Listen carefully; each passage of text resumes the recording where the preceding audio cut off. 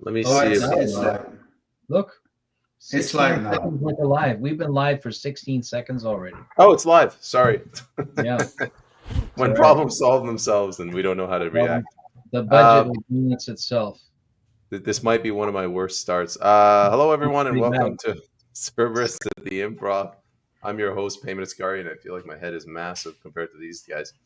I got my co-host here, Mr. Timothy Knight. Tim, how are you? Tell us about your new background. Some people put clocks on their wall. I do too, but it rhymes with clock. You forgot the flag. No, I was waiting for you to cue yours, and then I was Okay. That's sharing the wealth. Since everybody's so very interested in our first 5 minutes. There's something missing from your side, Tim. I see the flag, yeah, but your elbows are conspicuously in the down position. There we go. I now have faith in our government, our country. Everything will be fine. Our debt will be paid down. Team Canada. Let the cockfighting begin. Let's, Andre, how are you doing? And what's going on? What's with the Russian flag? Well, it's May 9th. So that's it's Victory Day. You know, the parade in Moscow was extraordinary. Pardon me, Tim? Eastern Front. World War II, the Eastern Front, Victory Day? Yes, Victory Day. Of course, in Europe, they're always hysteric about this, but... and it was funny because when you think about it, you see all the leaders from all around the planet, except in the European Union, you know, and what we call the Western civilization, quote unquote. They're not there. They're very angry. And, you know, maybe that's the beginning of the end for a certain era. End of it. So we go back to the Cold War. No, there will not be any Cold War. There's nobody who can fight against China and Russia and Iran. So you cannot have a war. What are you talking about, Andre? Have you seen a liberal with their elbows up? They have perfect aim. You know, they got sophisticated weaponry. There's nothing an elbows up liberal cannot accomplish. Have you seen the erectile dysfunction of the Liberal Party too? Elbows up, but it has an impact on testosterone. Oh, that's my problem. No, you I'm don't. never gonna let this up, man. These elbows up people, they're not getting away with this. It's astonishing. Yeah. Well, first off, they're actively promoting bad behavior, unsportsmanlike conduct, right? Because elbows, that's bad. You are going to hurt somebody's face. You're going to give somebody concussion. It's poor sportsmanship. Well, you know how it is in hockey, huh? Yeah. 2 minutes for elbows up. So that's you know, the person who invented this for this Team Canada should be fired. That's just 4 minutes for elbowing. 4 years, actually, right? 4 years. 4 years. Well, we'll see. Maybe not 4 years. Yeah, all of Canada is in the penalty box for 4 years potentially. Yeah. Canada was in the penalty box for 11 years with Trudeau. So. Yeah. Well, I mean, if they're smart and they stretch it out to 5 years, that puts them right flat into the basket of 2030. United Nations agenda. Wow. Right. So who knows? They will eat the bug. They will eat the bugs, and AI will vote for them. That would not be too bad considering what happened last week. The AI is smarter than the population that thought the Conservatives could be. Yeah. Anyway. So what were we going to talk about today? We were going to do something uplifting today, weren't we? Going to pick on girls. I caution not to do that, and then I said we can do it at the end. Okay. Carefully. Do it. I'm completely unprepared. I was going to look for the show notes, but let's segue into our first topic. If I'm not mistaken, it's Mark Carney going to the U.S. Is that correct? Yes. Yeah. I don't know. Why don't we start? I'll start it off, I guess, quickly, and then I'll hand it over to Andre. From what little I saw, I find that Mark Carney wasn't really prepared. he didn't get as humiliated as Trudeau did with the, conceding that our economy would implode if the U.S. didn't continue subsidizing us. But some of the things that Trump said, Carney didn't have a response to. But I wonder how much longer President Trump can keep summoning heads of state to the U.S. so that they can pistol whip them. Until they stop coming. Sorry? Until they stop coming. Okay, Right? I guess my question would be, Andre, like, when do you think? I don't know, just take it away. What do you think, Andre? Well, I saw. I would say 5-6 minutes of the exchange. I think it was 35 minutes exchange, practically 40 minutes. And on those 40 minutes, Trump spoke for 35 minutes, and Carney was dancing on his chair for about 35 minutes and spoke for 3 minutes. And the body language was telling everything. I think Tim can talk about the psychological effect. You look at his face, he's melting down. Dali, the painting, the clock that smelled. It's exactly like this. You look at him and he's like, I think he will have to go and see a dentist because his teeth were crushing against each other. And it was fascinating. And 2 times Trump mentioned something. He was talking about the 51st state. And Carney said, Canada will always be sovereign. And Trump answers, says, never say never. So, they play, it's a stereotype, how they play with this. I think at least Carney had a tie, not like Zelensky. So, and now there's supposed to be a economic agreement between the European Union and United States. Yeah. So maybe Carney was beaten at the finish line, considering that he went there. I'm still surprised he didn't use a service door. Did he find his own way back to the hotel? That's another question. Mar-a-Lago or the White House or the Best Western. Yeah. Either you choose. Yeah, I actually did not watch the video, but memes told me everything I needed to know. And it's the photographs of Mark Carney looking like a sheepish 13-year-old having been dressed down by his, the headmaster. That's the image, that's the takeaway for me, that he went there thinking he was on equal footing, which is hallucinatory. He went there thinking he was on equal footing. And now the news comes out that America has already made arrangements and economic agreement with all of Europe and Britain, 2 separate agreements, if I understand correctly. And Carney's been beaten to the punch. Yes. Somewhere along the line, the Crown or whoever is, his controller led him down a garden path. Because what's the line they're using in about these? I've heard a new phrase, humiliation ritual, right? Where they make the gang makes the new person do something in public intentionally to humiliate them, and that's the initiation ritual. And I'm not a big fan of overusing that concept, but Carney was so unprepared. I think it was tired. Like he got the agenda, but they gave him the wrong agenda on purpose. Wrong script.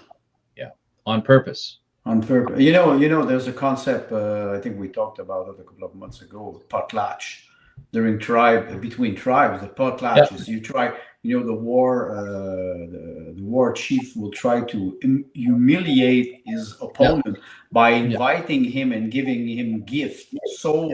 So great gift, saying that I'm so rich and wealthy that you cannot beat me on that. And you mentioned something important, the script. I think Carney was tired of the election. Maybe he's not used to this political context or political entertainment. He was campaigning for 30 days, like you, Payman. So maybe he was not prepared, like you mentioned. And of course, you saw it this week. There was some meme about the election of the Pope. So we saw the orange smoke. So I was still surprised that Carney did not kiss the hand of the king or the emperor. That day is coming. That day is coming. Do you think it backfired? Carney thinking that if he gets the king to come here, he can shore up nationalism. It'll make him look good. But now it turns out England decides, England is the king, kind of, has signed a tariff agreement with the U.S. Has this completely blown up in his face, or was this his plan? It's there are bits of this where it kind of feels like Canada as a government, not as the people, but Canada as a government is the child in the middle of a very bad divorce. The Britain doesn't know what to do with the child because kind of sort of maybe want it, kind of sort of maybe not. And America, tired of feeding it, right? Tired of protecting it from the bullies and kind of wants to keep it, kind of maybe not. And neither Britain nor America seem like they're really committed to making a decision. They want the Canadian government to make the decision. And the Canadian government sitting there thinking, we'll just wait until someone screws up and then we'll say we're the victors. But that's not how that works, because America sneezes and nations blow up, like economically, culturally, you name it. Like perestroika and glasnost, right? When American corporations were first given free rein to enter into Russian commerce, it devastated Russia because of the clash of Orthodox versus West was very, very difficult for the nation to absorb, right? So it was intentional. It was intentional. So America already has Canada effectively Americanized simply by nature of our cultures being genetically close and also physically close. So my thought is we have a governing body that's been there for 10 years now. So they've gotten lazy. They're even lazier because they just beat the Conservatives, who just had a record increase, right? The largest number of blue seats they've ever had and still lost, right? So that's got to be hard on the Blues, but it's got to be a very lackadaisical response, right? From the Reds, we've got this, we're comfortable, we're in control, we're the big man on campus. So they're playing that role. And what happens when America says you will pay your full portion into NATO, you will pay your full portion into your defense, you will shore up the borders and close these holes, you will do these, or we will do them for you as a police action. And that's an inevitability, that if Carney doesn't start playing ball, instead of thinking that he's the alpha, because he's not, he needs to accept the role of vassal and be a good vassal, at least for now. Earlier we were talking months ago that the DEI nonsense, the woke nonsense, I'll notice nobody's talking about this anymore because the wheels of it are already in play, right? It's already doing its thing. People have more or less accepted that this is the way it is. So all that mechanism, all that bureaucracy is permitted to run as it is. What was on top was all the new panic, all the new stuff, right? So if the Liberal government thinks that they've got control of everything, Britain and America and China, right, are looking at Canada saying, you're gotten a bit lazy over here. We need to see some action. And so sooner or later, it'll be the Brits or it'll be the Americans or it'll be the Chinese through internal interference that are going to say to Canada, get with the program because we've had enough. Well, Trump in his way of performing, he's like you mentioned, he's disturbing or irritating some governments a lot, and I don't agree with his method because he's bullying a lot but the diplomacy was completely fixed. Why I say today it's May 9th. Robert Fico from Slovakia is in Moscow tonight. The Victory Day is finished. But and he wrote a letter to Kaja Kallas, who's the Ministry of Foreign Affairs of Estonia, who was accusing him of being on the wrong side of history. And Fico wrote back a letter saying that there's no wrong or right side of history. When leaders cannot meet on an important day like May 9th, Victory Day for, I would say, what we could call Western civilization, when can they meet? Because now everybody's boycotting this Victory Day, and Fico was pointing out that as a leader, first of all, as Prime Minister of Slovakia, he said that he does not take any order from European Union. He's defending the sovereignty of Slovakia, and he said, I went there because I was paying a tribute to those 70,000 soldiers who died during the Second World War. 70,000 Slovakian soldiers. He said, I'm going to pay a tribute to them. Has nothing to do with what is happening now. So he's acting like a statement. Carney is an arrogant man, and he thinks he can be a diplomat, but he's not.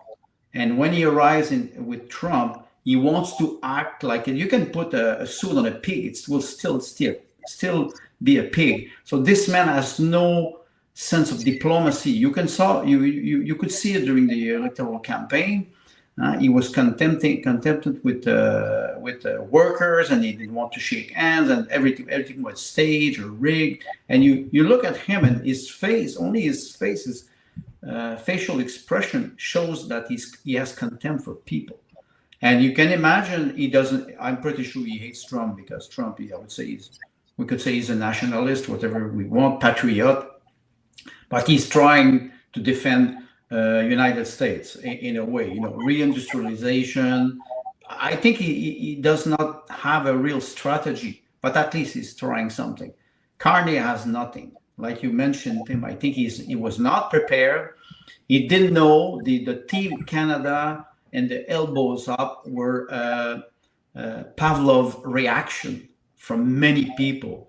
And today, now we're seeing again, they will reopen the parliament soon, maybe, and they're talking about Bill C-63. They're talking about the new carbon tax. So the Liberal coming back with everything that disappeared with the election or the prorogation. He's not prepared for nothing. He's not prepared, and he will face. It's a minority government, so you will see the same circus in the House. And how long it will last? Tim, you were suggesting maybe an election not far from today. So maybe that's what we will see in a couple of months. I don't know. There is the element of the contemptuous aristocracy in Carney. Yes, but without the nobleness. Yeah, there's right. And to a large degree, historically, among the nobility, there was noblesse oblige. Noblesse oblige. The concept of you are where you are because other people worked to give you what you have. Yes. So you must respect where it is. You have to be draconian at times, but you must respect the value of what it is, by whom it is that you have your comfort, right? And your stature in your community. Carney represents old money. Trump represents new money. And so that goes directly back to the Britain versus America. That's back to the Revolutionary War. 1776. Yes, exactly. Back to the Revolutionary War. So and some time ago we talked about that, wondering if it's possible that there is a battle between different clans of vampire families in Europe. That's a good analogy. Right? I like it. There are these very old families who actually still bear the noblesse oblige. They absolutely will drain their blood, but they don't kill them, right? That yes. type of thing, right? Whereas the new more contemptuous, right? The more, this is our land, right? That type of thing. What we touch, we own, right? That type of thing. That represents the new money, right? And so this thing is going on here. It's curious because we've been hearing more and more that how Hollywood seems to at times couch an actual narrative of what's happening in the real world, but at a higher level, at a level we don't see. So I'm curious.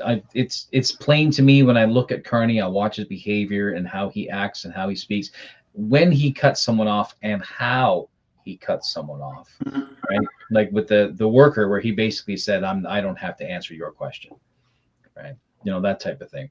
And then suddenly he slams into Trump. It's because if Carney represents old money, Trump should be small beans.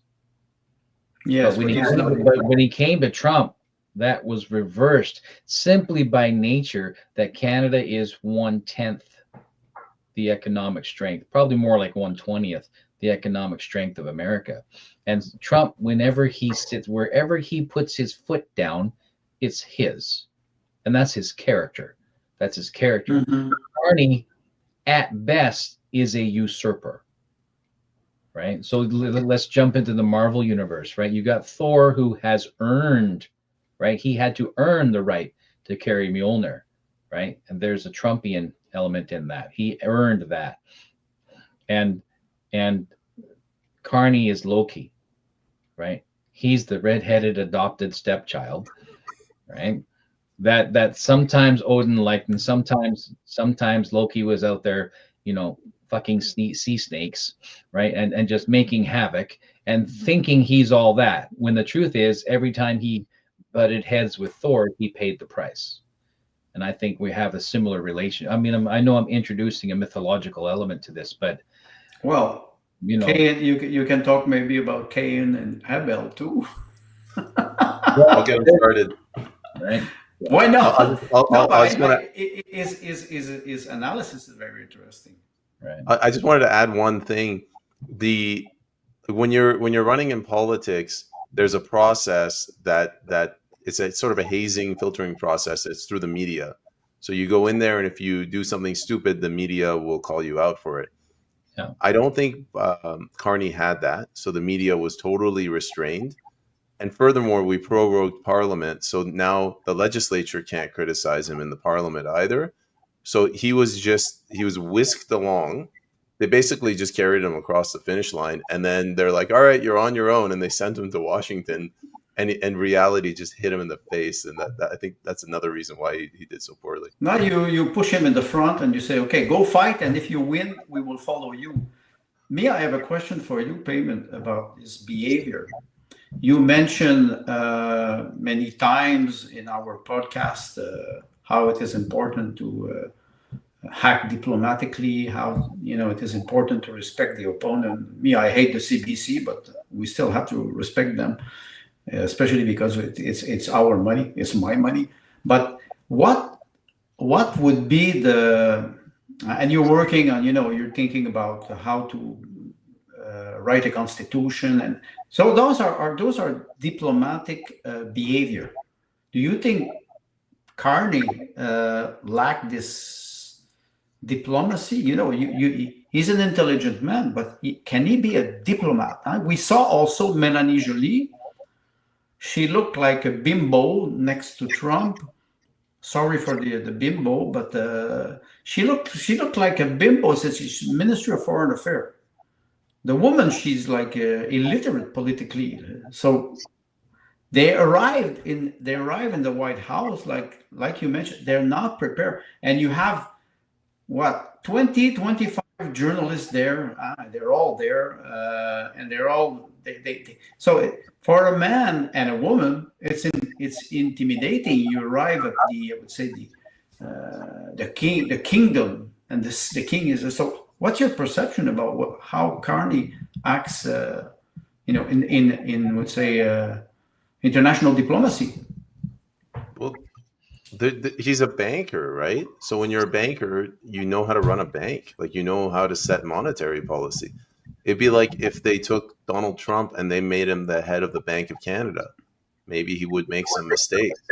It would be like if they took me and they put me in charge of, some opera. I don't know anything about theater, right? And I think Carney, maybe he's a capable banker, and that's a maybe, but let's just assume that he's the best banker in the world. That doesn't make him a good leader. It doesn't make him a good politician. It doesn't make him a good diplomat. That's what I saw in DC. Yeah. Mentioning when you mentioned Jolie, reminded me that it was Trudeau picked that cabinet. Yes. And he picked a kangaroo court because it's 2015.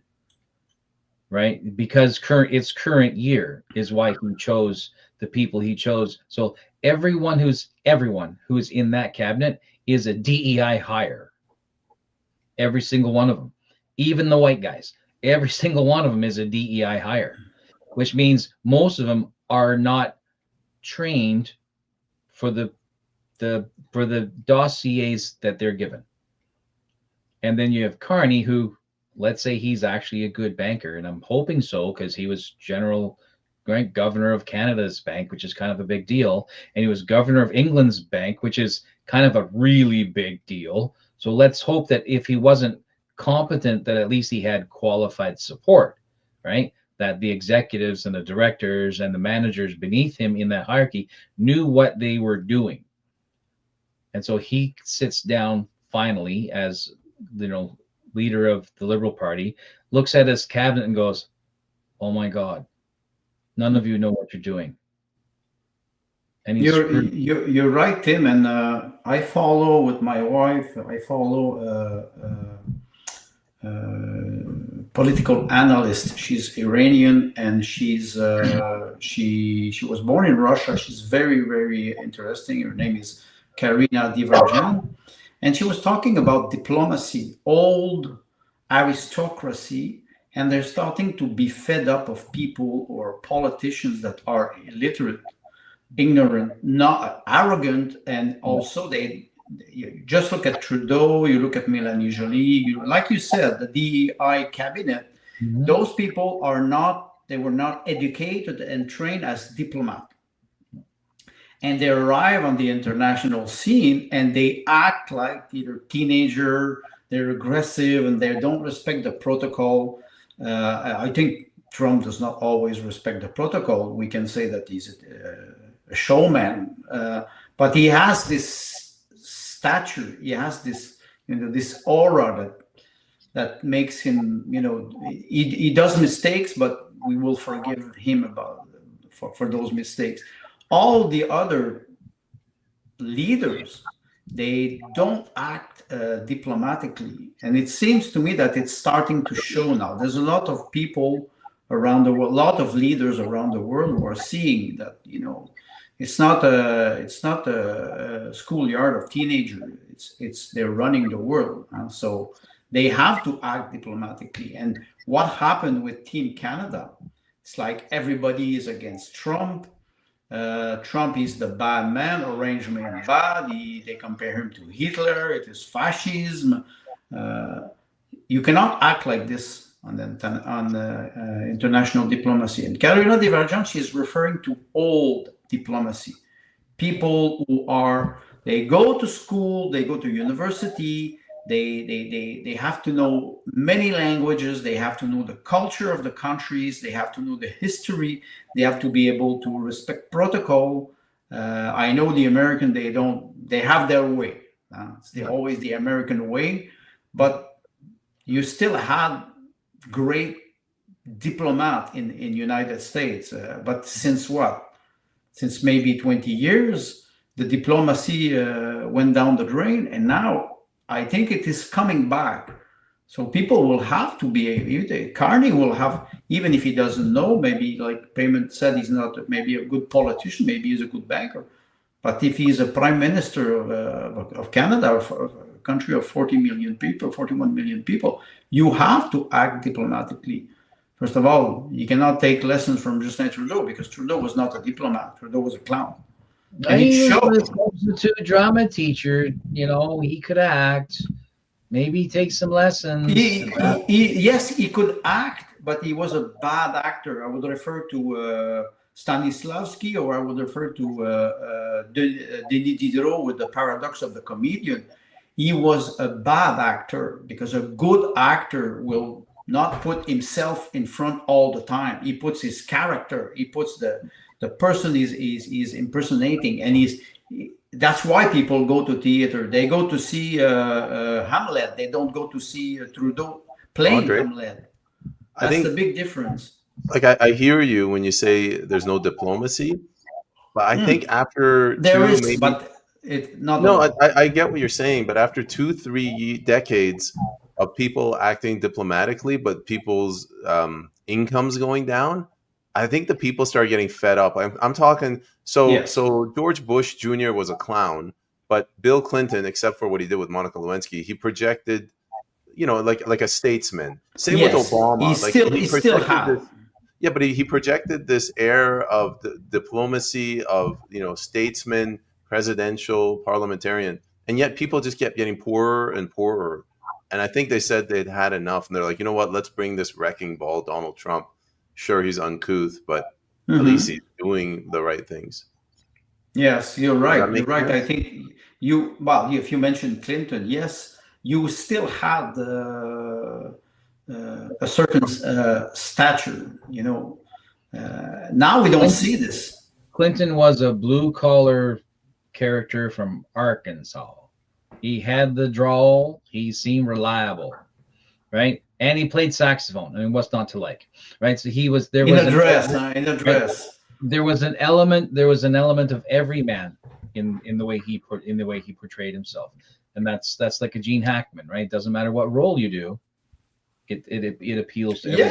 Yes. It's the character you put in front, not the actor. Right. So then, if this is Carney's character, did that character break underneath Trump's 35-minute speechifying? Come on, Carney, he has the charisma of a crocodile. He cannot make a joke. He does. He's a banker. Well, yes, I understand. Don't throw away from an account. We could go to the business plan. You want to start a business, you go to the bank and you say, Mr. Director, I want to borrow $1 million. Where's your business plan? Of course, maybe he's good at that. But it's like engineer. You don't make an actor with an engineer. An engineer, his brain is made to design system. So he's happy with this. But you take the best engineer in your department and you make him a boss, and he hates people, it doesn't work. Not only you will impoverish your team because you will remove maybe the best engineer of the team, but you will infuriate everybody, including the man who becomes the boss, because he's acting like an engineer. He was educated like this. This is very important. Then Carney is a case of the wrong man for the job. In my opinion, yes, he's not at his place. If that's the case, who were the alternatives to Trudeau? Look at the Liberal leadership race. You had the Ruby Dahlia, and who else?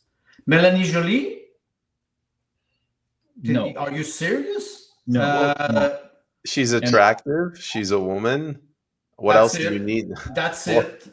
I mean, Canada. Saving that for the end of the episode. Have you don't speak French. You never heard her in French. I think you heard her in English.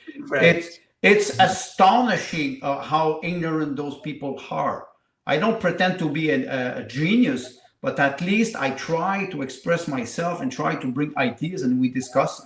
And we have a lot of people who are starting to see how ignorant and illiterate politically they're in power. But look at the state of the country. Look at the state of Canada after 11 years of so nepotism, despotism, and DEI. Yes, those three elements, and it shows. Like Payman, you said you were doing your electoral campaign, and people were telling you they were fed up because they are becoming poorer. They cannot have house. And what does Carney arise with a minority government? And then he has to go and face the I would say the American blimp. Do you remember the orange blimp? He's very big. He's impressive. The Goodyear blimp, you remember? He's impressive and he's funny. Even if you don't like Trump, you can listen to him for 30 minutes, and that man is funny. He's making jokes, and his dance, and he's really an actor. That's maybe why he's good at what he's doing, even if he's Could we say that the bluster game that he played the first term, it was all bluster, right? All reusing the same phrases with minor variations, driving the media crazy because they can't write huge 15 times on a page and think will pass off as good copy. So he uses this and creates this persona that absolutely maddens the mainstream media and of course his opponents. While he's off in the corner, his people are getting things done. Yes. 4 years later, having gone through the crucible of nothing but law courts with lawfare trying to crucify him, has his behavior modified? I'm not saying changed. Has he modified his behavior to bring out this new, even stronger persona that basically looks a world leader in the face and says, am I not merciful? Yes, but there's something that I saw today, because I was watching a little bit the parade in Moscow, and there was Tokayev, who's the president of Kazakhstan, and there was Maduro, who's the president of Venezuela, and they were there. Tokayev is there since 25 years. Maduro is there since 12 years? 25 years. And Putin is there since 25 years. And don't forget, Trump is there since 11 years. Why? Because he started to do campaign in 2014. He was elected 15. He was elected in 2016. And when he was beaten by Biden, he was still there 4 years, because they were talking about him every day. They hated him. Talk about me in good, talk about me in bad, but talk about me. So he's there since 11 years, and he's in the media every day. They cannot support him anymore, but he's still there. So he has this characteristic of what you mentioned, Tim, a statement. He is a statement, and I think Carney is not. And he's been in orbit. Yes, years. Always. Yeah. He may not be expensive, right? No, I think it's the world turning around him. What would that be? Hold on. Trumpocentric system. Yeah. Don't give him bad ideas. Not heliocentric, right? Not geocentric. Trumpocentric. Yes. So he's there. He's always there. He was the man who was tweeting the most on Twitter from 2016 to 2020. Nobody could beat him. I still don't know how he managed with his thumb to be able to tweet. The only thing he did with his thumbs was hold on to the cheeseburger. Yes, we saw that was. He had funny. Other people, younger, clever people, writing his tweets for him. All he needed to do was hang on to the cheeseburger. So I guess to segue into our next topic, what DC kind of showed me is that Carney might not be the Superman they made him out to be, and he's already he's getting attacked by Donald Trump, and we saw that he's getting attacked by Danielle Smith. She gave out that what I thought was a fantastic speech. We'll wait to see what Pierre does, but I suspect Pierre Poilievre will also attack him. So I guess, Tim, maybe if you want to pick it up and say what you think Danielle Smith said and what her plans are and how that's going to impact Mark Carney and when the election is going to be. I think Danielle Smith knows that she can poke the bear and get away with it. Which bear? Yes. You have to be more precise. Really, the separatist talk has two bears, right? One is Parliament, not Carney. Parliament. Parliament. Yes, you're right. Under no circumstances does Parliament want to lose its cash cow. Does not. Under no circumstances does it want to lose its cash cow. Quebec too doesn't want to lose. Quebec is the other one. Quebec is the other one. You got the PBJ. What's his name? Peanut butter and jelly. Yves-François Blanchet. Yves-François Blanchet. Yes. Peanut butter and jelly. Right. When he says flat out, Alberta doesn't know what they're talking about. They can't demand separation because oil and gas doesn't constitute culture. I'm like, are you shitting me? Right? So but it's not about whether he's right. It's not about whether he's wrong. This is going to be all about public perception. All about public perception. So she's doing it right if she's encouraging other provinces who feel the same to also speak up. She's doing it right. But if she says it's us against Canadians or us against the rest of them, she will do it wrong. And that's basically it. So she has to be wise with who she picks to be her allies, and she has to understand that the Parliament in Quebec are not going to let her go, not going to let Alberta go. Period. There's no let them go quietly. They're not going to let them go. So no matter what she does, it will involve the other 11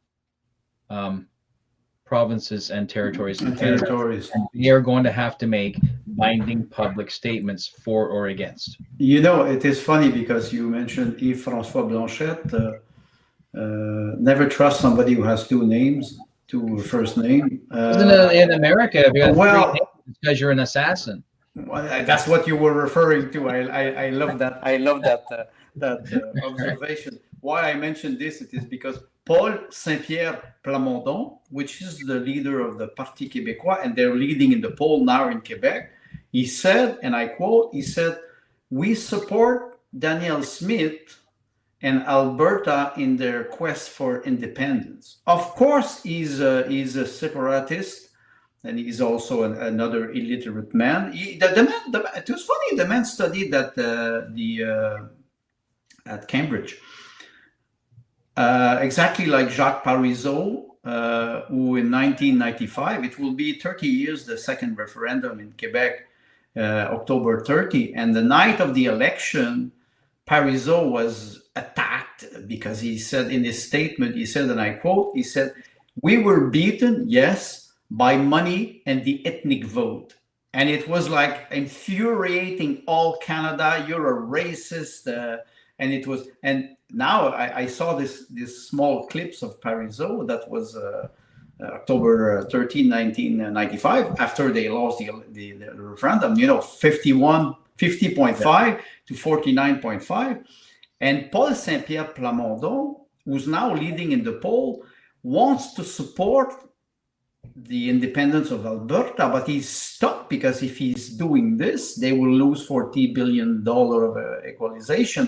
And Yves-François Blanchet, the other one who has two first names, when he says oil and gas are not values, what are values, mister? Language, color of the skin, morphology, energy, if windmill, when you want to do a windmill, you need concrete.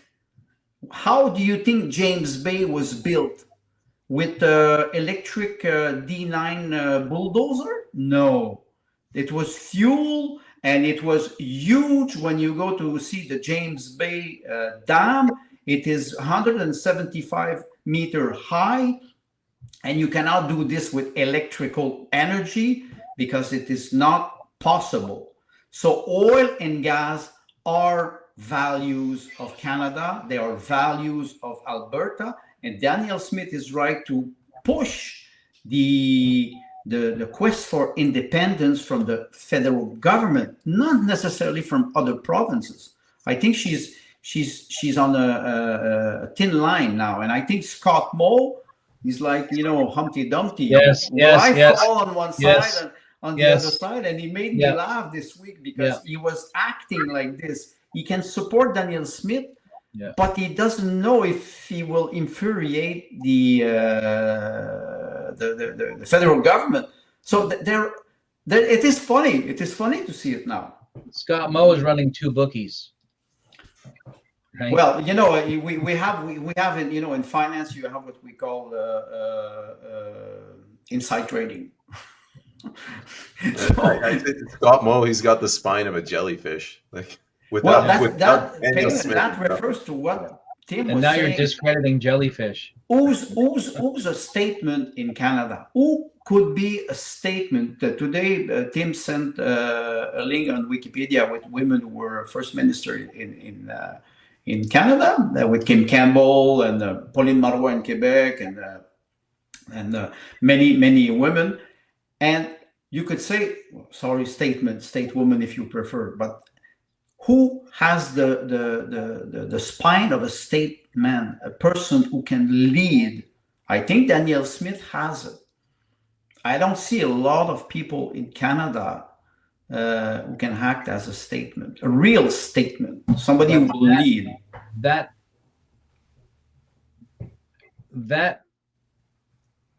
reduces the likelihood of pushback, but it does not mean that she has Albertans' best interests at heart. No, you're right. Right? That's because there is plenty of times in the past where she has said a thing to Albertans and then went silent on it after she had the control of the thing that she wanted, or simply went in the other direction after having said the thing. No, the COVID mandate was a number of times, right? She has done this a number of times. So when we say statesman or stateswoman, we are not implying that they are honorable people. We're saying they have the tools to operate at a higher level. Yes. Right? So that the excitement and the energy, or lack thereof, of their personal character is not what the public sees. It's not what the allied country sees. It's not what the enemy country sees, right? One of the drawbacks of the internet age is everybody has a camera. So you go back to the Second World War when 1 in 30 or 1 in 20 people actually had a camera. How many of those cameras took photographs of politicians that ended up in newspapers or books or encyclopedias? So back in that day, you know, celebrities, well, anybody with celebrity was able to manage their public image, right? So I think in some ways it is easier to maintain that air of statesmanship or diplomacy, the physical, the visage. Nowadays, we're waiting for the moment when a public figure screws up, makes that awful face, right? Or chews with their mouth open, or right, slips, right, slips down the airplane stairs, or gets their heel caught in the grate. Nobody could beat Biden on that, right? He slipped up the stairs, right? Yeah. So, yeah. So, but we wait for these things. So when we say that we go back to talking about, you know, the protester, the activist, the politician, the statesman, and the diplomat, it's not that honor is baked into these, right? Or honorability or nobility is not necessarily baked into these. It's merely that they understand how to operate at that level. It does improve their credibility, but it does not mean that they're honorable people. So I want to make that note clear. I do not think that Danielle Smith is operating in the best interest of Albertans.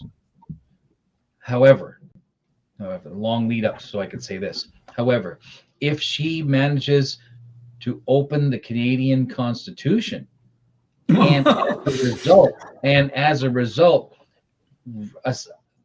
properly assigns authority and jurisdiction to the provinces as they should have had from the beginning, then she will have done a significant thing for country of Canada and might not need to play to rumors of leaving or desires of leaving, because they will have established their autonomy and authority using an existing system. You know, you mentioned the Constitution, the Pandora box. You know, it was in 2007, 2008, two philosophers started to work about, you know, secular state, and they wanted to have a charter in Quebec. They failed at the time. It was the Parti Québécois, and after that it was the Liberal, and they were bringing this idea of secular state with Bill 21, that you cannot wear any religious sign when you're in a position of authority. Teacher, lawyers, policemen, whatever. You're in public office, you cannot wear. So, and what happened is that at the time it was the Conservative. They challenged the Quebec government in court, and they wanted to bring the Quebec government to the Supreme Court. And with standing clause, I don't remember the name. The government at the time, notwithstanding clause, and the government said we will use this clause to retrieve the jurisdiction, and we will manage it provincially. What Danielle Smith would do is, if she would open the Constitution, that would be very interesting, because, like I say, it's a Pandora box. All First Minister and Prime Minister in Canada avoided that since 1982. After Meech, after Charlottetown, they avoided that because they know that it will make Canada explode, or it will be major conflict between provinces, which are sovereign too. They're supposed to be sovereign. So autonomous, yes. So nations are sovereign, states are autonomous. Well, you know, it's funny because when Stephen Harper recognized Quebec as a nation, that was funny. That was in 2007, 2008. It was a minority government, and he said, "I recognize Quebec as a founding nation, French Canadian," and it infuriated all the rest of Canada, because they said a province cannot be a nation. Oh, and exactly what you're saying. So, you know, he was playing on both sides of the fence. Yes. Yeah. And it worked. 2008, that was the money crisis, right? That was a money crisis. So he was trying. He's right. So he's cajoling, right? He's trying to keep things together. And so he'll say something that softens A, knowing it'll infuriate B, but B's anger is less dangerous than A's anger. Yes, exactly. That's very important. So the point I want to make is that exactly what you're saying. Maybe Danielle Smith will finally break the curse or open the Pandora box, for better or worse, because I think nobody is happy with this Constitution. The way it was, first of all, the way it was violated by the government, they did not respect it. The way they use the Emergency Act, how they implement this, or we talk about bureaucracy, the judge. I think, Payman, you had a good interview with Mr. Party, what's his name? Bruce Party, and he was explaining something about all the judges being above the law. The judge was supposed to be, they're supposed to be neutral and restrain their opinion. That's the purpose of a judge. And he was explaining much better than I can do that the system does not have a moral code anymore. So we will have to look at this Constitution and say, do we still agree on that? If we are mature, I doubt we are mature. I doubt that we have people who will be able to discuss around the table as First Minister and the Prime Minister. I think it's maybe only Danielle Smith who has this level of understanding. My view is that we are in a constitutional crisis. I think it started with the Emergency Measures Act invocation. It was bubbling under the surface. Leighton Gray on our Canadian election live stream, he said it picked up in October with the soft closing of Parliament. But I think with the proroguing of Parliament, we went into a constitutional crisis. Yes. And with Carney winning the election, that crisis got shifted over to Alberta. That's my view of what's going on. No, I think you're right, Payman. I think you're right. That's a good observation. And we will see what will happen. And I think the crisis will just amplify. It will just, because I think it is Tiff, what's his name? I forgot, the Governor of Central Bank of Canada, Tiff. All right. He said in a statement 2 days, press conference 2 days ago, he said things will get worse. Strangely, just before the electoral campaign, Carney was saying the same thing. Things will deteriorate for Canadians before they improve. Wait, we're not in a national crisis on every domain: economic, housing, healthcare. Everything is collapsing, and it will still continue to deteriorate. Wow! And you want to put $225 billion of debt, additional debt? Yep. I think Canadians don't understand what is happening now. No, they when we get news reports that the average Canadian is $200 or $300 from insolvency, $1.5 trillion is absolutely meaningless. Yes. Trillion. What is trillion? 12 zeros. You know, the Quebec notation was downgraded last week from AAA to AA, and just for that, and the Minister of Finance said it doesn't touch Quebec. Of course, it doesn't touch Quebec, but we will pay $700 million of interest on the debt annually, and now we just put a $14 billion deficit in 2024, and it doesn't affect Quebec. Where do you think you're living, man? Huh? You're living what? In a virtual reality? You pay practically $1 billion a year and you will have to do well. You will have to cut services. So they inflate the debt, and they do it intentionally. It is not. Andre, let's go back to something Tim said, where he said $1 trillion is 12 zeros. Let's look at it a different way. Have you guys ever lived in a place where you have to pay strata, or monthly fees? You pay for an apartment. Sorry, not me. Come on, hydro bill. You have your hydro bill. Any companies in Canada. Hydro is a little different, but I'm trying to think. Maybe if you had like a community gym, rec center, and you pay your monthly fees, right? Okay. Yeah. If that rec center goes into debt, or if they do something stupid like pay somebody to build a tennis court and they mess up and they pay somebody else, then you feel that pain immediately. You have to pay, instead of 75 that month, you pay 125. Yes, but we see the same thing everywhere. Not with government though. Like you never pay off the debt. The debt's it's always put off. You never pay off the debt. That's right. But and then the way you pay it off. Sorry, Andre. The way you pay it off with inflation, they say, oh, that's different. That's No, it is not different. It is not different. You know, in 1960, the monthly fee for the connection with Hydro-Quebec at the time was nationalized, was $2. You can look at the GDP or the price of the Canadian dollar at the time. Today, you consume electricity or not, it is $70 per month. You consume electricity or not, you have a summer house, you pay $70 even if your counter, your breaker is off.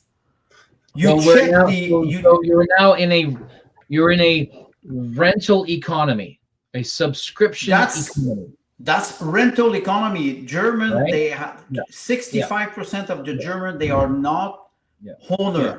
And why I say this is because when you think about energy, when you pay $75 per month and you're just connected, you don't consume nothing. Everything is rental. Everything is rental. And it is sometimes people, they say, I have a summer house. I paid $45 of electricity because I consume. In summer, I don't have a heating system. And I pay more just to be connected. Explain this to me. In 2000, they started to change the definition of a utility, which was electricity was a essential service. And they started, and I remember because we were having course about this.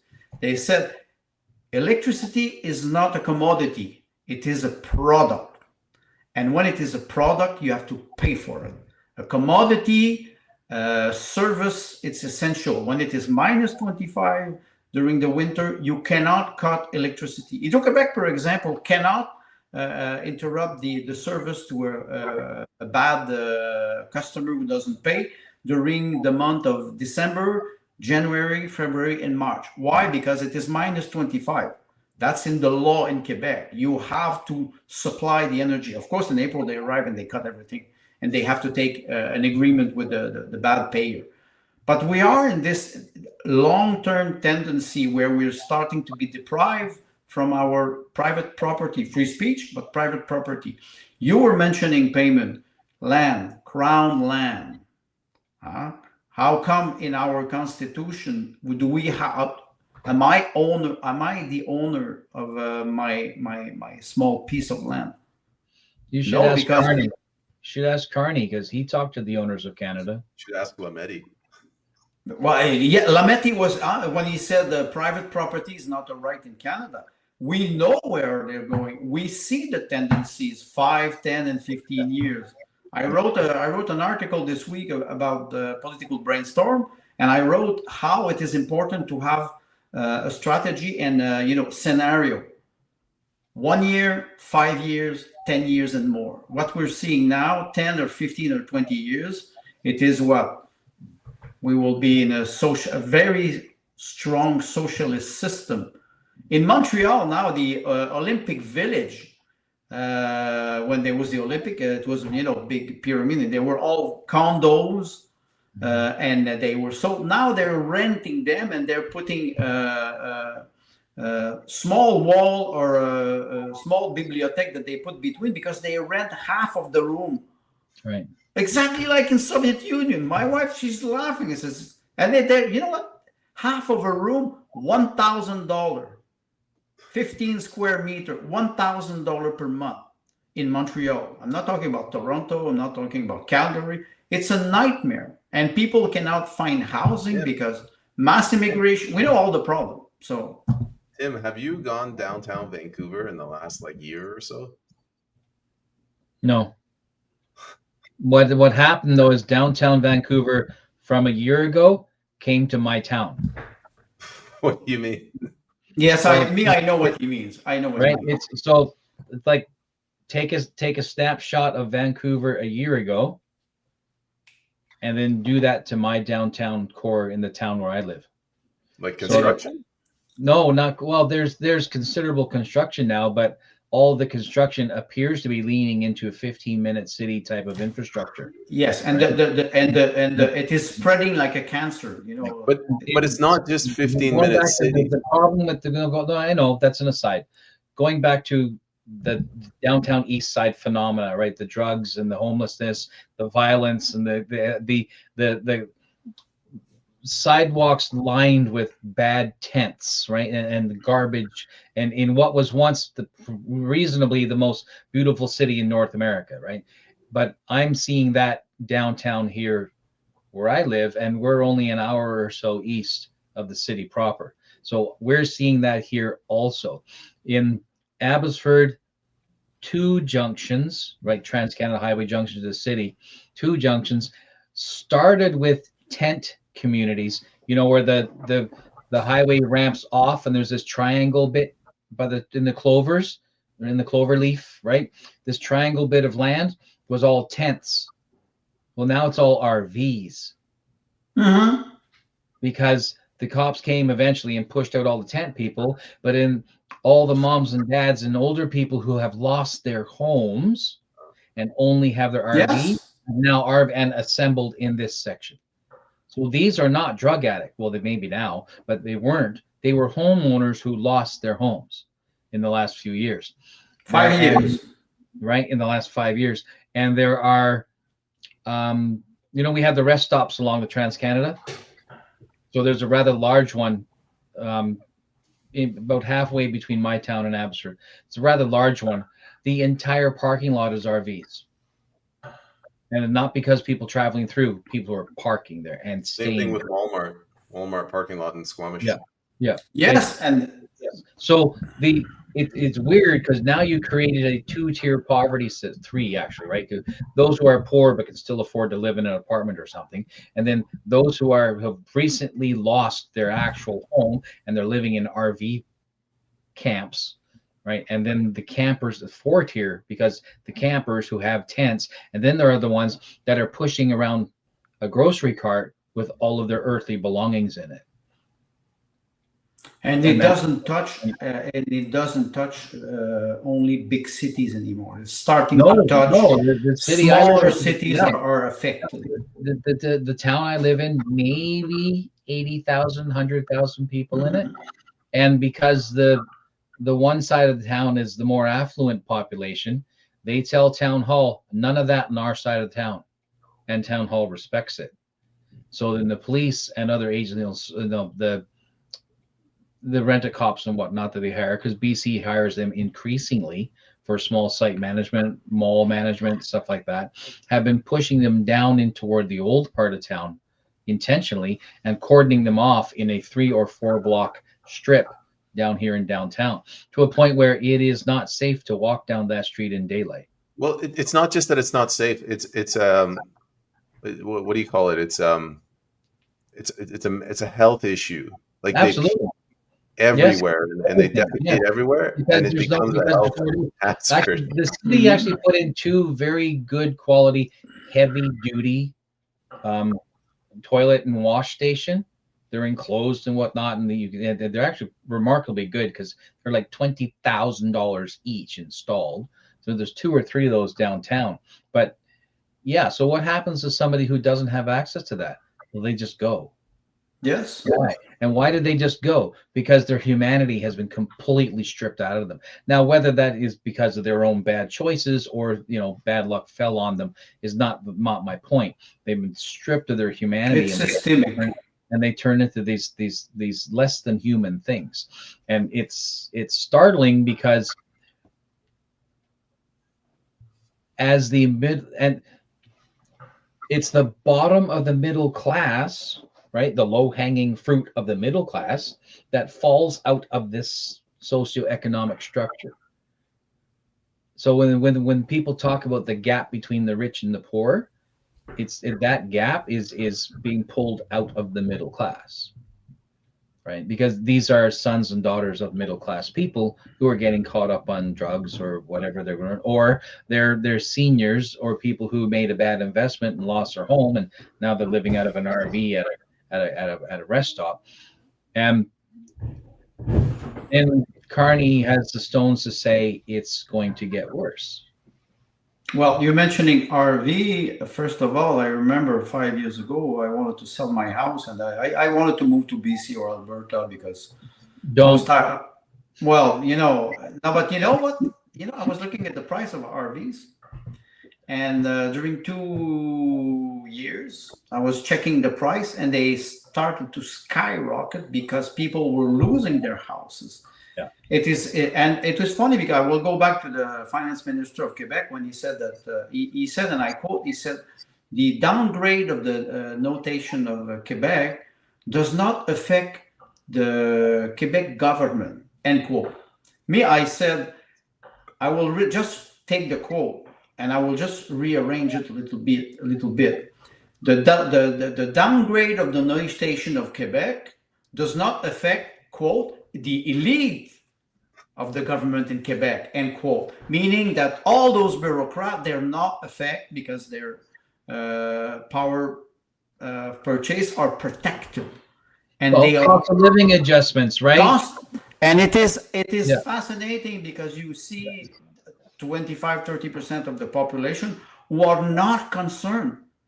You go to I went to a shopping center today. I was shocked. I never go there. I hate this place, but I was shocked how people are spending money. But that's the upper class. I have a proposal, anybody that's part of any organization that can control or regulate inflation should not have their salary pegged to inflation. Everyone working in the federal government, even if it's a million of them. The CEO of the Caisse de dépôt et placement du Québec, which is the pension plan of Quebec, had a bonus last year of $3.1 million. And there was an MLA, a woman. She asked him. She said, "Are you comfortable with this? Is it because you work more hard than all the MLAs that are paid $250,000, something like that?" And the man says, "It's in the contract.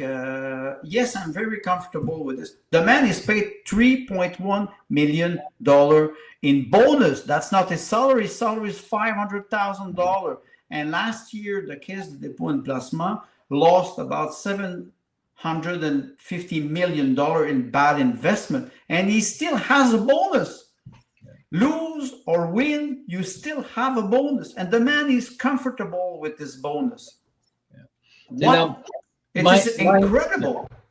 Mind you, I'm not promoting an eat the rich response, and I'm not a steal from the rich and give to the poor person. I'm about respecting the working class, because it is on their backs that a country is built. And I'm about, when you socially and economically abuse a people, they have no respite. Yes. They will resort to self-medication. Well, if the government, if government of a province or of a country acts like this, you lose money and you get a bonus. Usually in a private company, you lose money, you're fired. Yes. You don't have a bonus. So then that's not a bonus, that's a bribe. Yes. Let's use the right vocabulary. That's right. Yeah. It's also about using the right vocabulary. And they're not ashamed of it at all. I've lived in Vancouver. I lived in New West for a couple of years, and I lived down South Van for a bit more than a year. And the things that I see there, granted, you have to scale it, right? Because small town is still small town. You have to scale it down. But even with scaling down the volume, right, of this terrible thing that's happening to these people there, whether they brought them on themselves or not, doesn't matter. It's a terrible thing, and it directly affects neighboring people who shop there, people who have businesses there, people who drive through there, people who walk through there. It affects absolutely everybody who touches that region. What I find shocking is the intensity of the depravity, and that the police do nothing. Give me an example. Nothing. An example is, I was driving down, this was last summer, 3 fellows were huddled in the alcove of a small little store along the roadside, like a strip of stores. Right? They were huddled in the alcove and had a fire going. Why not? And I watched a police car drive by. Well, people when they're pushing until recently, I lived in an apartment that was above a series of stores downtown, and a woman and her husband owned a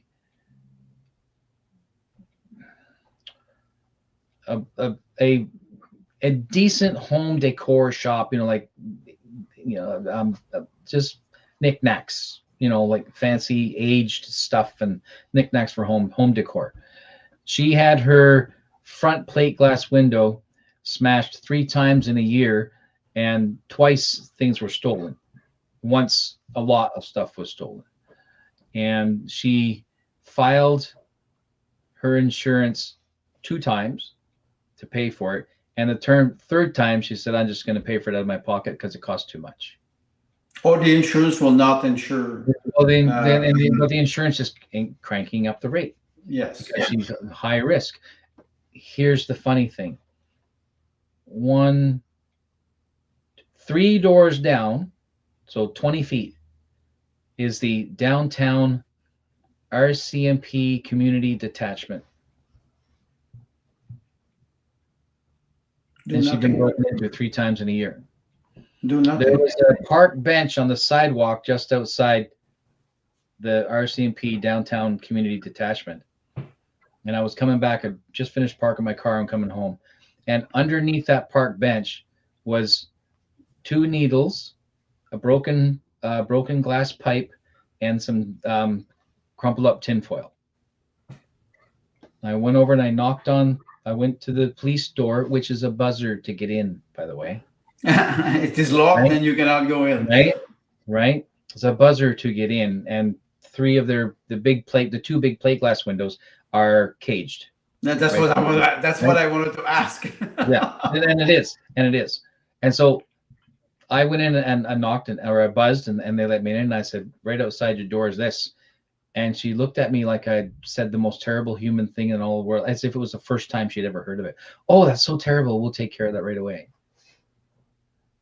Like, right outside your door.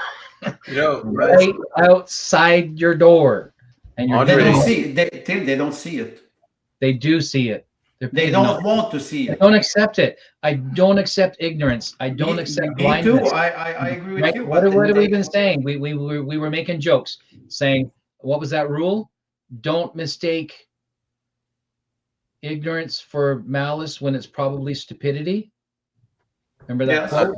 Don't attribute to malice what you can attribute to incompetence. Right.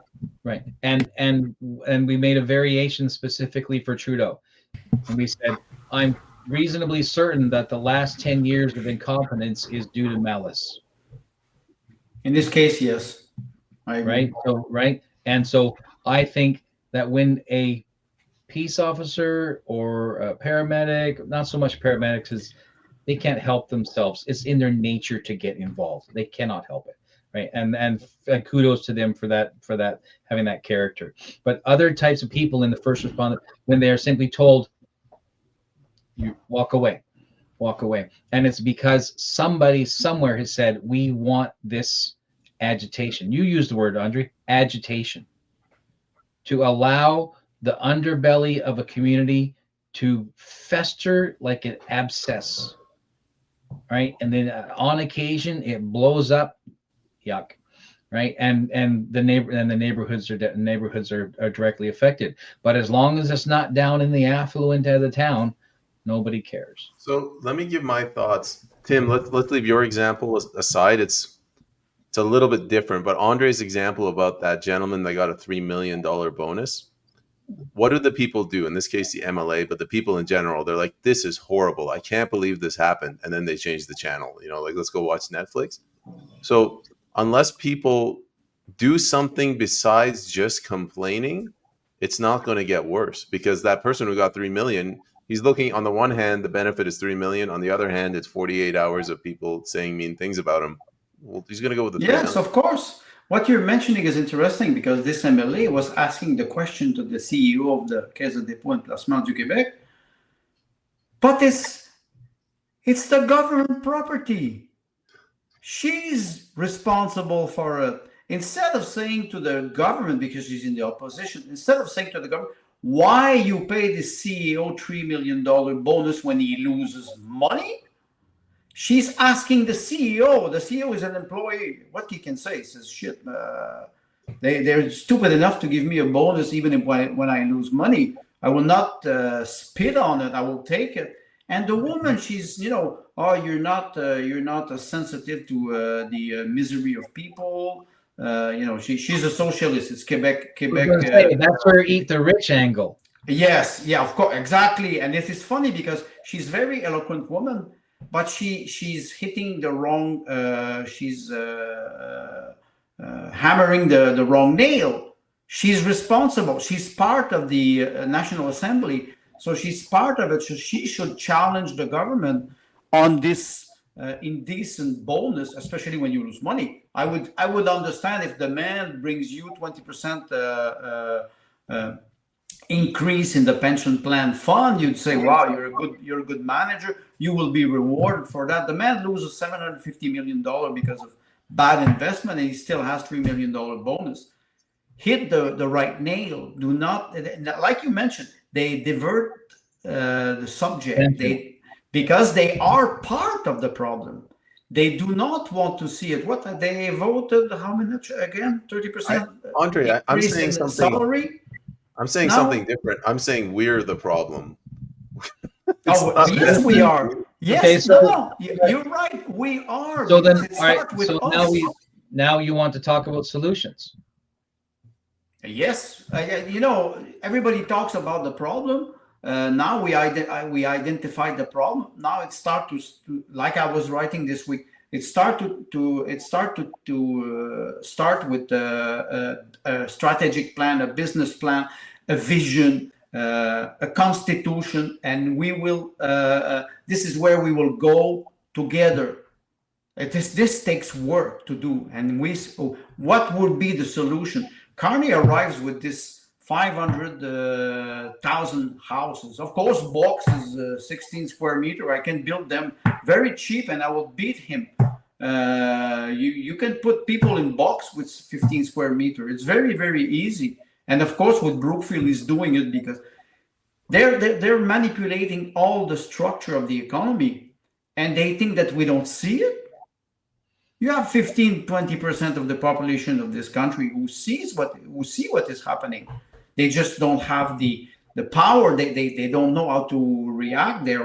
Most of the time they're titannized. They're shocked, and they say, "What can I?" A lot of people I talk to, they say, "What can we do?" You know how many people see the problem? 138,000. Most probably nationwide. Well, that's the number of people. That's the number of people that voted for the PPC. And I'm not. I'm not that sure that they. Wait, I'm going somewhere. I'm not making this a discussion about the PPC. As you said, the people who see the problem, right, and were willing to do something different about it, which is they recognize the value of those policies because the policies are legitimate policies, whereas the other 19 million or whatever that voted for red or for blue were voting for red or for blue. They were not voting for policy. They were voting to Orange Man bad. Oh, that's Team Canada. Yes, of course. Like I said, it's so the 138,000 is less than 1% of the Canadian voting population. That's who we have to work with. Those are the people who are, pardon the phrase, awake. 138,000. Well, they're awake. Maybe they're awake, but are they competent to work? That's another question. Because I saw many things, and you saw it yourself. No strategy, no business plan, no. I'm not referring to the party. But I'm not talking about the party. I'm talking about people who are at the right place, for the right job. Yeah. And this is what I see. There's a lot of people who are not at the right place for the right job, and they're paid for it, and they are lazy because not because they're bad people. They're not at the right place. And when you want, what you see people, I saw an MLA who was trying to explain what happened with the Conservative Party of Canada, and he's an MLA, he's a member of Parliament from Quebec for the Conservative, and he was trying to attack the Conservative Party of Quebec. I said, what? I don't understand. You're a conservative on the federal level, and you're attacking the Conservative Party of Quebec, painting them as far right, and said something. The man is an ignorant, doesn't know history. He has problem. He was talking to Alexa Lavoie from Rebel News, and it was so funny to hear him. That's the type of person you pay $200,000 per year to represent us. Incompetence is rewarded today in our society.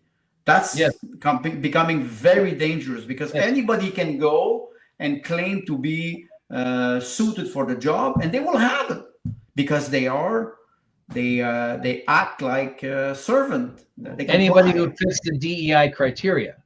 Yes, we go back to what you were referring to. For example, and I've heard discussion about this from some other podcasters who literally suggested that the more dysfunctional the hierarchy becomes, the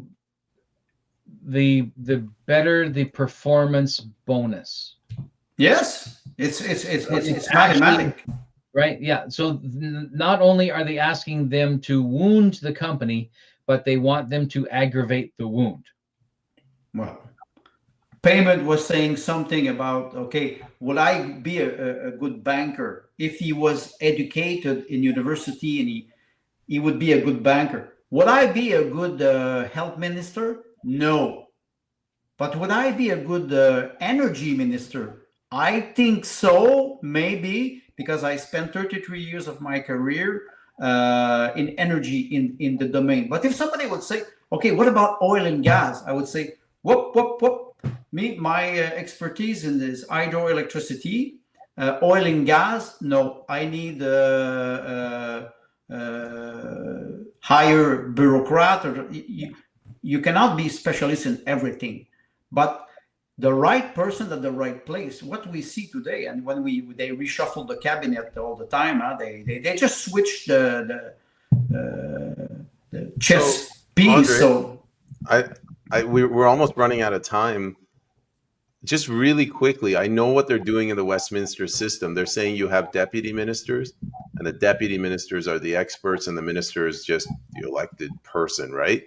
Yes. But then that's like a recipe for the administrative deep state. That's it.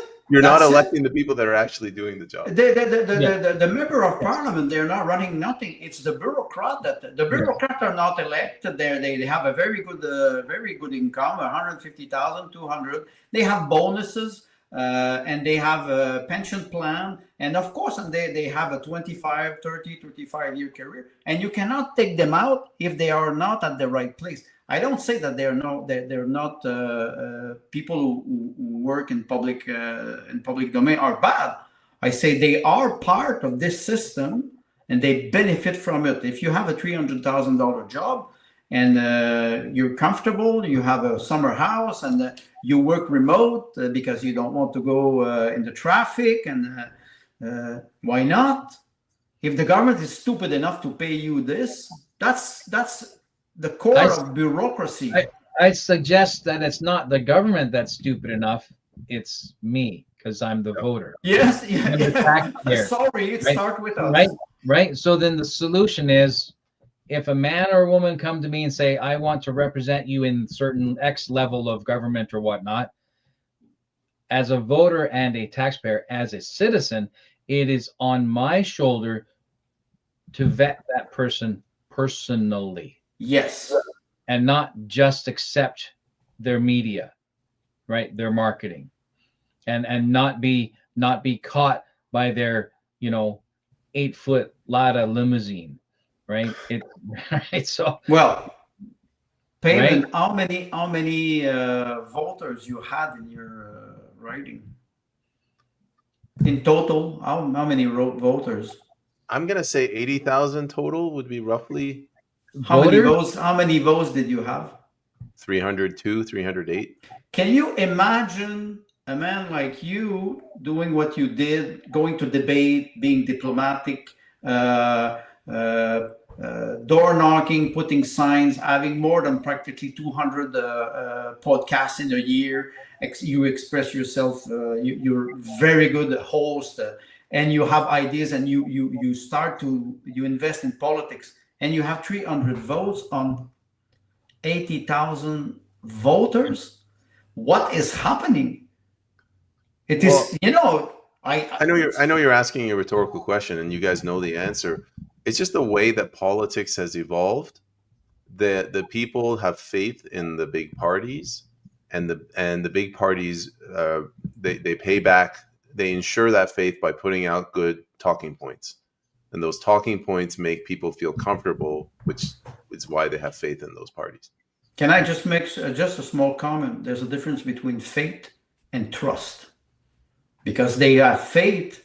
It's like they have faith in God, if you trust the government, there's one aspect. If you have faith, you close your eyes and you vote. That's a very big difference. I think trust is more material and faith is more immaterial. Yes, that's a good observation. Yeah. And we have operated because our society as a whole has been trustworthy. Our response and our engagement with it has moved into the realm of faith. Right? So this is why so many people voted blue when they should have voted something else, because they had faith that blue would do the right thing. I think it's faith. I think it's not trust, because but I think it should be trust. It should be trust. But like the way that the Conservative Party has behaved over the last few decades, if you actually stop, open your eyes, you will see that they're not going to give you the type of change that you want. So it's blind faith. Yes. It's hope. Exactly. Hope might be a better word. They're hoping. Yes, hope. And I think it's important because those words they have a very symbolic weight, like Tim mentioned. It's like you're clinging on to the side of a building and you're hoping that you won't fall off. That's you're hoping that gravity just suspends its rules for one moment. Well, you can try. There's a way. In science, there's a way. Right. There's one process in science. Yeah. It's what they call intuitive, effective. You test it. You jump over the building and you test it.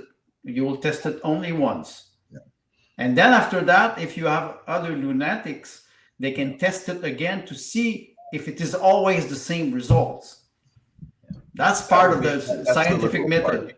I see the act of us clinging on to, a great big ship's rope, no knot on the end. You're just hanging on, slowly slipping down, and you're going to have your come to Jesus moment. Yes. And nobody's coming for you. So eventually you're going to have your second come to Jesus moment when you come off the rope. Yes. That's reality. And this previous election was the end of that rope. I think we are arriving there. And Payment, you mentioned it. I think the constitutional crisis is there. Yep. It will just amplify. Yeah. It will give us some material to talk about. Yeah. And if Danielle were to focus on opening the Constitution in talking points that would generate support and interest from the other first ministers, knowing that they could benefit by opening it up for their benefit as well, regarding autonomy, jurisdiction, authority to do the things that are theirs to do. If that were to happen, then Danielle becomes our come to Jesus moment. Well, but Tim, what is funny, because we're in 2025, the last referendum on the Constitution was Charlottetown in 1993, 2 years before the referendum in Quebec. And since then, nobody's talking about the Constitution. Leave it like this. Don't touch it. It is so old. The paper is so dry. If you just touch it, it will fall into dust. So keep it under glass. Look at it if you want. You can look at the front page. Don't open the book, because the book will just collapse. Look at the pretty gold foil, but don't touch it. And next week or in 2 weeks, King Charles will come here and do the opening speech in the park. He's going to come here. He's going to come here and he's going to tap dance all over that Constitution. Can he tap dance? Queen Charles? No. But it's funny because we say Canada is a sovereign country. But the king. That's never been the case. That's never been the case. We've been permitted to behave as though, to engage with our brother and sister nations and neighbors, and to participate in the world stage as though we are a sovereign state. We are a dominion. Okay. Yes. But you see, in 2022 with the Quebec election, when the Parti Québécois arrived with 10 or 12 seats in the National Assembly, And the members of the Parti Québécois refused to swear allegiance to the king, to the queen at the time. It was in 2022, before Elizabeth II passed away, and they succeed. They had a fight with the government, and they succeeded. And they said, "We will not swear allegiance to the queen." Yeah. And that was in the English part of Canada. I think they did not really pay attention to this. No, because that's just the crazy frogs, right? So they think about the symbolic effect. But yeah, I'm with Andre on this. The West is so young. Manitoba, not so much maybe, but Saskatchewan, West, we are so young as a state. We have no value for the thing you just said. Well, so Yves-François Blanchet is right. What? There's no value. There's no culture out here. It is. The symbol, Ukrainians and Hungarians and Dutch and Germans and Russians. Guys, let's leave this for next week's episode. We're past the 90-minute mark. All right. I just 100% Constitution. Yeah, we'll focus on the Constitution. I wanted to. I'll open it up to you two. I wanted to get the last. I'll start the last words. I wanted to thank everybody that voted for Liberal. Keep your elbows up. It's the only way we'll make it through this. Our future is in your hands, so keep those elbows up, gentlemen. Okay, I will go. So I will let Tim add the last word, but I will just say elbows up and erectile dysfunction down. It goes with it. Come on. You can say I can say to Canadian, if you want to save your country, make babies. Start tonight. We can ask BC Hydro, Manitoba Hydro, Quebec Hydro to cut the electricity. Today during Victory Day in Russia, in Moscow, internet was cut for 24 hours. And Muscovy, they were complaining because they don't have access to internet. Everything was cut because they were afraid of a terrorist attack. And they said, we will not permit that that the Victory Day will be interrupted. So they cut internet for 24 hours. Everybody was angry. And patriots, they were saying, we just cut internet. Did you remember 1942, Leningrad, 2 years of blackout? So I say to Canadians, we cut electricity tonight. You go to bed more early. You have fun. And in 9 months, we will have maybe another baby boom. There's an awful lot of men that if you cut their internet, they'll be going to bed and having no fun. Well, you cannot control everything. Well, maybe if you're part of the government, but maybe if it's battery operated. But that's a different discussion. Oh, don't go in this. Don't go there, man. Don't go there. Next week. Any last words, Tim?